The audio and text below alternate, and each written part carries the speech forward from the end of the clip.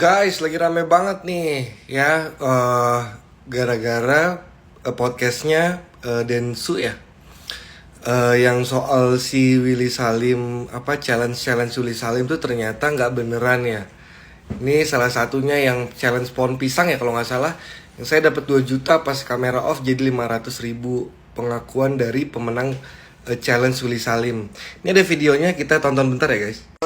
Udah nih 2 juta buat mas. Oke. Gitu kan, dikasih ke saya duitnya. Udah gitu saya terima. Pas kalaman saya disuruh bilang, jangan lupa follow IG-nya Willy Salim. Oh, setelah dikasih duit, jangan lupa ya follow IG gua gitu. Iya, kayak gitu. Oh, jadi lu belum follow ceritanya? Belum. Oke. Jadi habis itu challenge-nya udah terwujud, lu dikasih 2 juta. Iya. Oke. Udah pulang? Udah dikasih 2 juta. Yang nggak pulang kita. Duitnya kita kasih dia lagi baru. Saya pikir oh ini konten cuman gimana dong sih. Saya kasih aja dah. Mungkin ntar di saya pas saya mau pulang kali dikasih. Saya pikir begitu. Saya balik dulu duitnya nih. Kasih ke timnya, terus timnya yang megang diambil sama timnya. Udah tunggu bentar ya. Ya, tunggu bentar di depan rumahnya tuh. Baru udah ya makasih mas ya. Gini. Kasih. Iya, dikepelin nih buat mas ini. Oh ya. Nah kan akhirnya dikecam karena katanya nggak beneran gitu, bohong dan segala macam gitu ya. Gue punya saran aja sih buat Bang Willy Salim gitu ya. Maksudnya memang cara paling cepet kalau di media sosial tuh yang berhubungan sama uang gitu ya. Nah daripada kayak gitu nembak orang di jalan biar kelihatan realnya dan segala macam, kenapa nggak berdayain masyarakat aja gitu loh. Ambil nih yang memang kurang mampu gitu orang-orangnya, bikinlah kayak agensi sekalian, bilang bahwa misalnya nih mereka digajinya kalau ada eventnya, misalnya bukan ada eventnya, ada kontennya, mereka digaji cuman pas itu. Kan sama buat yang nonton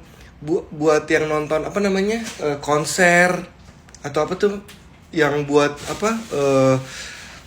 acara-acara di TV gitu kan sama dibayar berapa Mek? Ya 100.000. 100.000, 50.000 atau bahkan cuma dikasih nasi kotak. Kan banyak artis-artis kita yang juga kayak gitu, mereka terkumpul di agensi, mereka ya dibayar cuma pas kayak gitu. Jadi mereka akan kejar sekali itu gitu loh, dibandingin kayak ngebohongin orang kalau gini kan yang dilakukan sama si influencer ini gitu loh. Jadi posisinya ya mending bikin agensi aja dan ya tulis aja bahwa ini cuman reka adegan, atau bukan reka adegan mah bener, ini cuman simulasi, ilustrasi gitu loh. Orang juga nonton kok, maksudnya orang Indonesia tuh senang kok ngelihat yang kayak gini-gini gitu loh. Tapi nggak perlu jadinya kayak bohong. Nah, kalau misalnya memang mau memang nggak beneran, misalnya di challenge-nya dikasih 2 juta tapi sebenarnya cuma dikasih 500.000, ya mendingan kayak tadi bikin agensi aja, tapi khusus buat yang terlihatnya kurang mampu gitu ya.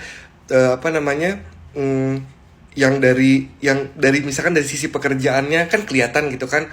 Oh ini kurang mampu, nah mendingan diberdayain kayak gitu loh, dibandingin kayak begini gitu.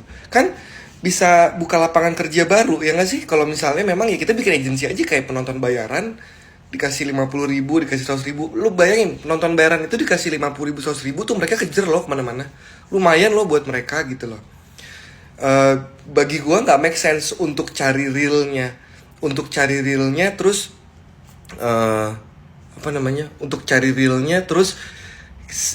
jadinya kayak pembohongan gitu loh. Mendingan dipekerjakan sekalian. Nah, ya dibikin serius aja, dibikin jadi kayak diajarin gitu. Nah, jadi kalau misalkan kontennya berulang pun ya udah ada tulisan bahwa ini cuma ilustrasi, terus tahu si influencer ini punya agensi dan lain-lain gitu loh. Itu malah lebih bagus. Kayak siapa yang pelawak jadi ini, Lukman RV itu siapa Mek? Lukman, tau nggak yang ini yang influencer juga, terus mereka suka bikin konten POV gitu loh. Lukman siapa, Lukman RV kalau nggak salah ya, yang orangnya itu aja juga gitu. Terus tapi cerita POV-nya tuh berbeda-beda, tapi beneran konten, tapi orangnya sama terus gitu. Itu malah kita juga ya santai-santai aja gitu kan. Maksudnya toh sudah dikenal dan terkenal gitu kan. Kayak gini kan sedikitnya kayak menyakiti gitu. Terus akhirnya jadi dikecam sama masyarakat, sama netizen gitu. Jadi kalau kata gue udah banyak contohnya, agensi penonton, terus influencer, tau gak lo, ada influencer yang gini. Dia tuh sekalangannya Lukman RV juga, gue lupa namanya guys, coba komen siapa. Jadi tau nggak yang dia bikin kontennya, dia tuh alumni dari sastra mesin kalau nggak salah ya. Orangnya sama terus, mukanya dia terus gitu, kita juga jadi senang-senang aja. Intinya dia tuh alumni sastra mesin, terus bikinnya konten POV gitu loh, bikin konten POV yang alumni nggak didengerin waktu rapat, alumni nggak diajak waktu makrab, kayak gitu-gitu. Jadi bikin konten kayak begitu. Tapi gue percaya bahwa influencer Bang Willy ini bisa memberdayakan masyarakat, buka lapangan kerja baru gitu loh. Ya sekarang gini, nggak usah hitung ratusan lah, hitung puluhan lah, 50 gitu, 50 pegawai gitu kan juga lumayan. Tapi ya diganti-ganti gitu loh, kan memang cuman buat konten gitu. Gue tuh nggak pernah gue tuh nggak pernah bisa nyambung ya sama konten-konten yang tali kasih begini. Maksudnya yang nolongin orang apa segala macam, engagementnya emang besar, tapi kalau bohong kan jadinya kayak apa ya, kayak ya nggak bener aja gitu loh. Jadi mending sekalian dikontenin, sekalian memang berkonten gitu loh. Kalau memang uangnya nggak ada, atau uangnya nggak punya, atau nggak bisa sekali ngasih tuh 2 jutaan gitu loh. Sayang gitu, maksudnya potensinya besar sebetulnya influencer ini tuh gitu loh, potensinya besar, termasuk Bang Willy ya, potensinya sangat besar. Mendingan dibikin gitu. Oh gila, Bang Willy tuh punya agensi talents, punya agensi talent yang memang untuk bikin kayak begitu, tinggal di bawahnya tulis ini hanya ilustrasi, bagus banget, atau tulis ini hanya POV gitu loh. Toh orang juga bakal nonton gitu.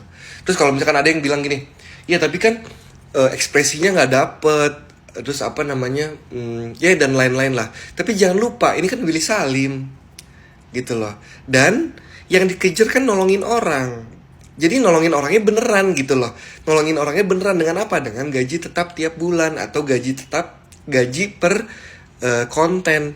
Oh gue yakin pasti kalau misalkan Bang Willy bikinnya kayak gitu, nih si abang ini nih yang challenge pohon pisang, dia kejar terus Bang Willy lagi gitu. Pasti minta terus gitu loh. Nah, kalau misalnya lu ngasih